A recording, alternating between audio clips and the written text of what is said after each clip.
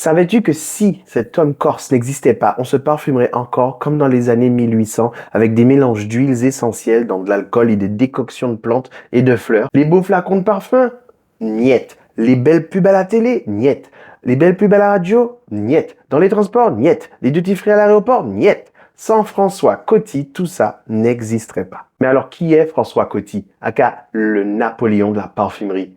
C'est le pionnier de la parfumerie telle qu'on la connaît. François Coty, c'était un Corse, visionnaire, avant-gardiste, businessman, mégalomane, un génie parfaitement ancré à son époque. Alors, autant de qualificatifs qui ne sauraient résumer le parcours grandiose et fulgurant de ce grand ponte de l'industrie de la parfumerie. Pour cause, le concept même d'industrie du parfum, c'est lui-même qu'il a créé par sa force de conviction. Né Joseph-Marie François Spoturno le 3 mai 1874 à Ajaccio, d'une mère Marie Coty qui décédera alors qu'il n'aura que 4 ans et son père Jean-Baptiste Spoturno qui lui décédera à son tour à ses 7 ans, le laissant définitivement orphelin. Il n'aura d'autre choix que d'aller vivre chez sa grand-mère paternelle, Anna Maria Spoturno Bellone, qui l'élèvera avec ses maigres moyens. Alors, une anecdote à savoir, c'est que il est un descendant direct de l'empereur Napoléon lui-même, de par une des tantes de l'empereur, Madame Isabelle Bonaparte. Alors, tout au long de l'histoire, vous allez vous rendre compte que la chance a été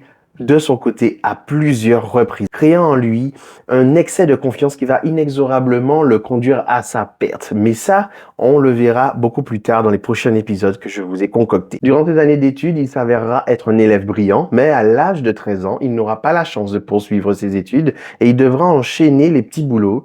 Et après le service militaire, il se fera embaucher dans un journal local corse en tant que jeune rédacteur, qui lui permettra de se faire un premier réseau fort utile pour la suite de son ascension personnelle. Et c'est là-bas qu'il se nourra d'amitié avec un auteur, ami de sa propre famille et surtout futur sénateur, monsieur Emmanuel Arès. En 1898, ce dernier lui offrira un poste clé en tant que son secrétaire attaché parlementaire. Une aubaine pour François qui rêvait depuis toujours de monter à la capitale. C'est donc à l'âge de 24 ans en 1898 que François arrive à Paris au cœur du palais du Luxembourg. À la capitale, c'est l'effervescence partout. Le jeune François est témoin d'une vague de renouveau sans précédent, où tout est possible, où tous les rêves deviennent réalité. Le monde est littéralement en train de changer et d'évoluer à très grands pas. Quantité de voitures circulent sur les boulevards, qui pour l'époque étaient encore réservées à l'élite. Le cinéma, il fait son apparition pour la première fois et ça rend tout le monde ivre de divertissement. D'autres merveilles, parmi lesquelles l'avion, les grandes expéditions, les découvertes des pôles, les phonographes, la première transmission sans fil, tout ça, ça va apparaître bientôt à la chaîne. En bref, l'époque était fascinante et tout semblait possible. En 1900, il épousera une modiste, Yvonne Le Baron, dont l'oncle n'est autre qu'un grand prix de Rome de gravure, monsieur Alphée Dubois. De cette union avec elle naîtront 2 enfants, Roland et Christophe. Toujours en 1900, aura lieu une exposition universelle à Paris. C'est là-bas qu'il rencontrera René Lalique, le grand maître verrier, bijoutier, joaillier et médailleur français. Retenez bien cette rencontre car elle aura de l'importance pour la suite. Comme je vous ai dit, tout s'enchaîne sous forme d'heureux hasards, les uns à la suite des autres. 2 rencontres seront décisives malgré tout. Elles scelleront sa destinée à tout jamais. D'un côté, il se liera d'amitié avec un certain Raymond Goëri, pharmacien du Champ de Mars dans le 7e arrondissement de Paris, qui l'initiera à l'univers du parfum. Du moins ses aspects les plus rudimentaires, l'usage des huiles essentielles, comment faire une cologne, tout en sachant qu'il n'a pas de bagage scientifique ni même dans le commerce. Cette expérience lui fera réaliser que les flacons de parfum sont des plus rudimentaires. Ils sont quelconques, lambda que des fioles d'apothicaire, de quoi les confondre avec de vulgaires articles de bazar. En parallèle, il fera une énième rencontre des plus formidables pour sa carrière, directement au palais du Luxembourg, en la personne de Léon Chiris. Et ce Léon Chiris, ce n'est autre que le maire de la ville de Grasse, en province française, la célèbre capitale mondiale du parfum. Léon Chiris est aussi et surtout un très important industriel du parfum qui a créé des méthodes d'extraction inédites pour l'époque. Mais François, disons-le clairement, s'ennuie ferme de son poste dans la politique. Et il se rend compte d'un problème criant concernant le parfum. Le monde était en train de faire un énorme bond en avant. Mais le parfum, lui, ne suivait pas. Les flacons de parfum ternes, aux formes standards, sans fantaisie aucune, rendant impossible de les distinguer les uns des autres, faisant du monde du parfum justement quelque chose de basique, sans véritable distinction. Pire encore, il constate que toutes les fragrances proposées à l'époque se ressemblent toutes. Donc aucune audace, aucun culot, aucun parti pris. Les grands noms de la parfumerie se contentent de peu, n'innovent pas, ne voient même pas que le monde autour d'eux est en train d'être bouleversé dans un élan de modernité extraordinaire. C'en est trop pour le jeune François.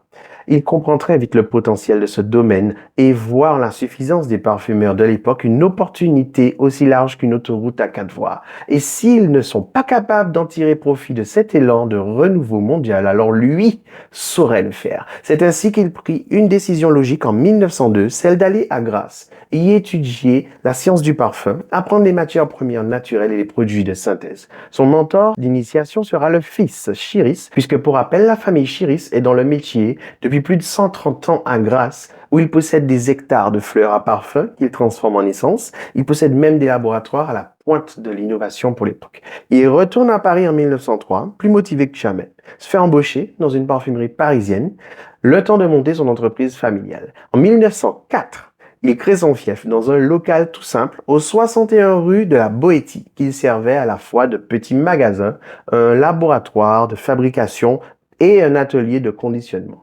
C'était une véritable entreprise familiale, je vous le disais, et sa femme sera son bras droit. Le frère de Yvonne contribue également à la création de la marque. Il faut comprendre une chose, à défaut d'avoir des capitaux conséquents, voire même la réputation de ses prédécesseurs qui ont pignon sur rue, il a un atout qu'ils n'ont pas et il va s'en servir sans scrupule. L'esprit d'innovation, une vision du futur de la parfumerie sous le prisme du marketing conséquent, ce qui n'a jamais été fait à l'époque. En effet, il voit les choses en grand, comme proposer une parfumerie accessible à toutes les femmes de ce siècle nouveau, quels que soient leurs moyens financiers. Utiliser des flacons élégants, stylés, au possible, en totale opposition aux flacons moches et sans fantaisie que les parfumeurs, à l'époque, ont usé jusqu'à l'os. Il veut du visuel impactant, il veut du visuel beau. Aussi, il veut démocratiser l'association des matières de synthèse aux essences naturelles pour révolutionner la parfumerie et ainsi proposer des fragrances en rupture totale avec ce qui existe déjà.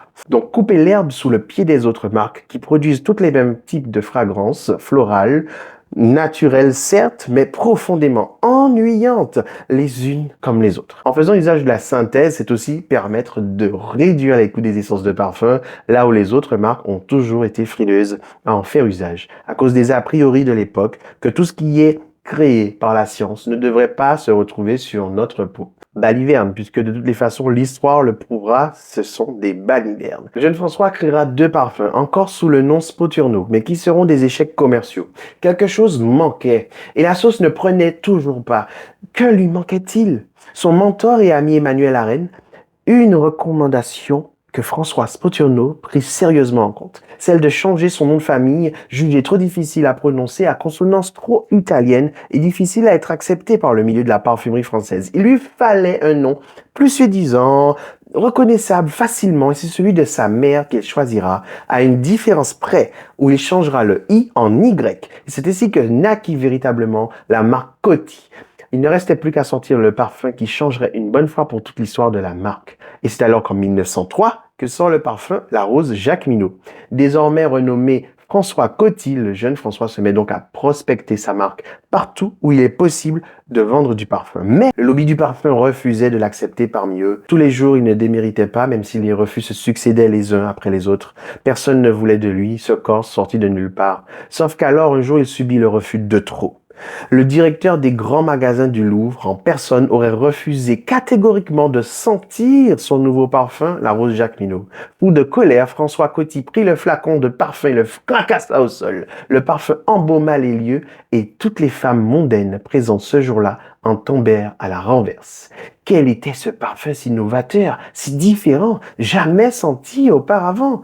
Et le parfum plut tellement, le bouche à oreille fut si rapide que le parfum Rose Jacqueminot fut sold out en moins de 2, et c'est ainsi que le premier grand succès de la marque Coty, un soliflore autour de la rose, c'est là le destin de la marque. Et grâce à cela, il devint riche et célèbre. Mais la suite est d'autant plus trépidante, mais ça, je vous le raconterai au prochain épisode. Donc, abonne-toi pour ne rien louper de la suite, de la vie extraordinaire de François Coty et en apprendre encore plus sur les grands moments de la parfumerie.